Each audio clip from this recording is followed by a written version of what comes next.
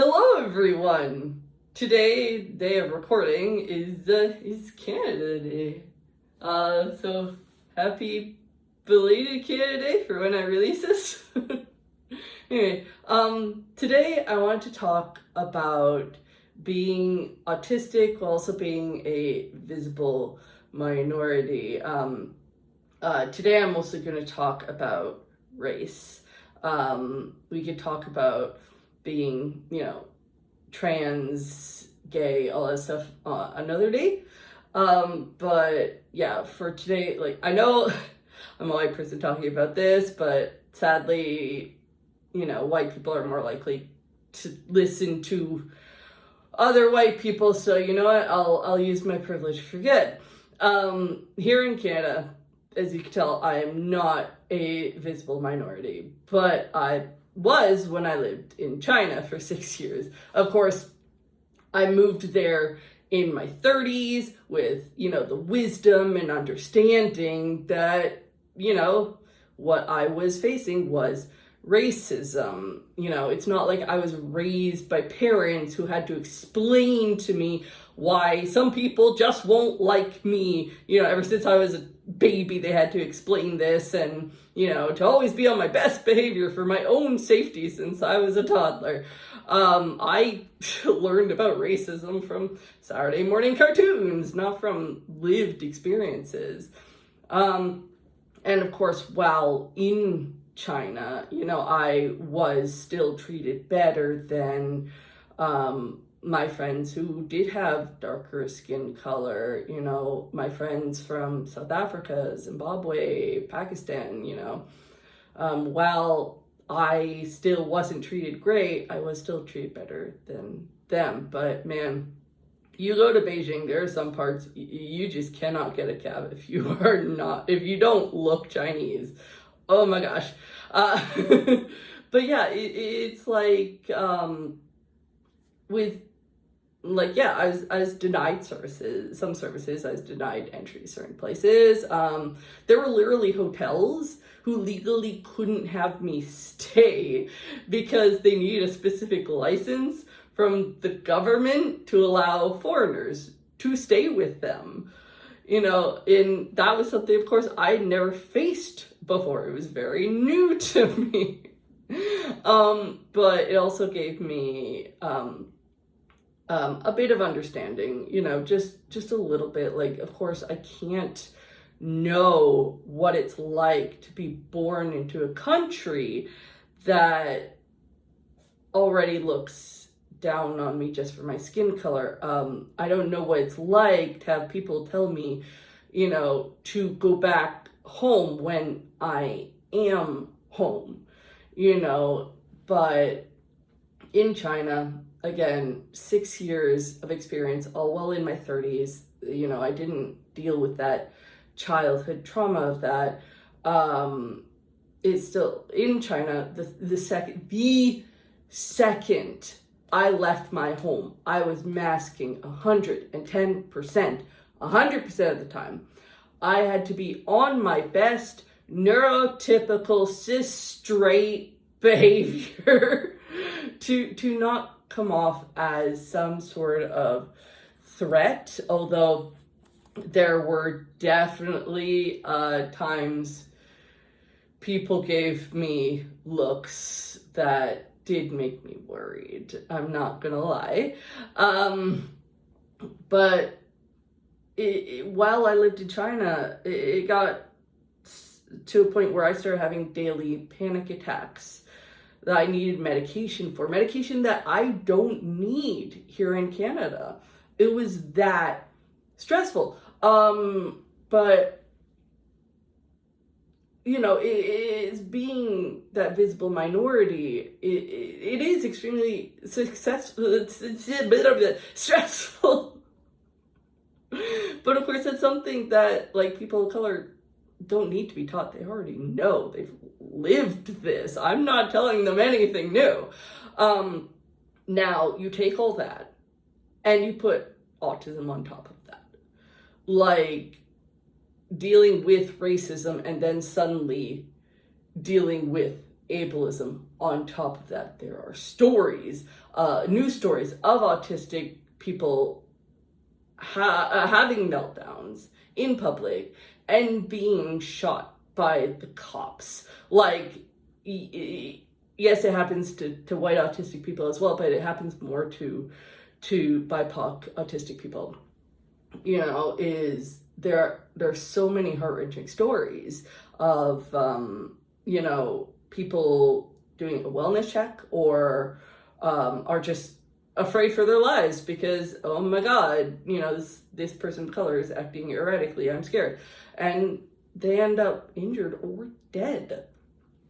You know, there was a comic idea. So I explained in my last video, what I do is I think, I don't sit and just think of a comic. I get an idea, like a topic in my head, and I let it roll around until I get a comic idea, you know. And for this topic, I do have an idea. I've had it for years, but I've been a bit nervous to make it, just because so the comic is basically, you know, panel one, honeydew having a meltdown in public, off screen, some kid goes, "Mommy, what's wrong with that person?" And the mother's like, "Let's go, honey, you know, leave them alone, walk away."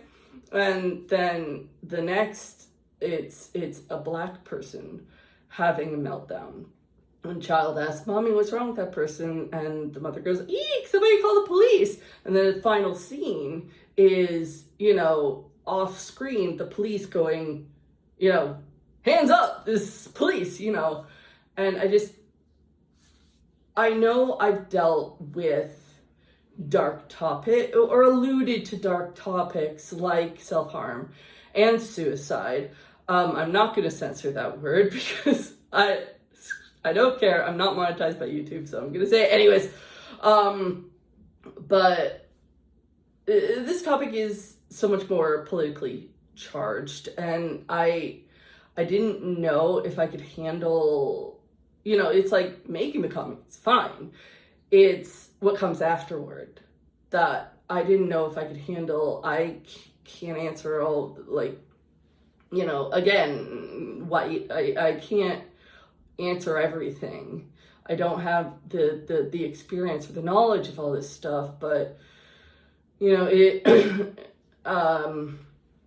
oh man, another comic I made just thinking, it was about how, like, I made this one comic about how parents react to their child being diagnosed as autistic. One parent is neurotypical, the other is autistic. The neurotypical parent finds out their child's autistic, starts crying, "Oh no, how terrible." Whereas the autistic parent, who I drew as black, or color, you know, I colored their skin in. Everybody looks exactly the same. It's just the colors that are different. But they were like, "Oh, phew," you know, because autistic parent dealing with an autistic child. I don't have children, but, you know, it's like, maybe it'd be easier to just kind of like, you get your child more than like a neurotypical parent would. But on Instagram, an Indigenous follower of mine actually commented saying that she was actually distraught when her child was diagnosed as autistic, because, like, she herself, as an autistic person of color, she had to deal with the racism and the ableism on top, and she didn't wish that fate on her children as well. But that's what happened. And she explained to me that, you know, is being autistic and being a person of color is not, you know, it's different than being white and autistic. It's a different experience entirely. Because for BIPOC autistics, masking is so much more than just hiding your autistic traits to not be mocked or bullied or anything. It's to not seem like a threat to people who already see you as one, you know. But yeah, is masking is a defense mechanism, but the harm masking defends against for autistic minorities is an actual life or death harm that's protecting. It protects against further discrimination, further stigmatization, further just hatred. You know, and you know, you have the racism, and then you slap on the ableism on top of that. Yes, not every autistic experience is the same, and every experience needs to be heard, but we need to listen to BIPOC autistics, autistic people of color. We need their voices. For so long, autistic spaces have been like seen as a white person club. It doesn't help that autism used to, or even still is, seen as like a white person problem. There are plenty of BIPOC autistic creators out there.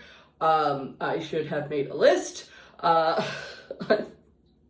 see. I follow Fidget and Fries. I follow Autie-Biographical. Is she autistic? I'm pretty sure she's ADHD. Well, she's neurodivergent. You know.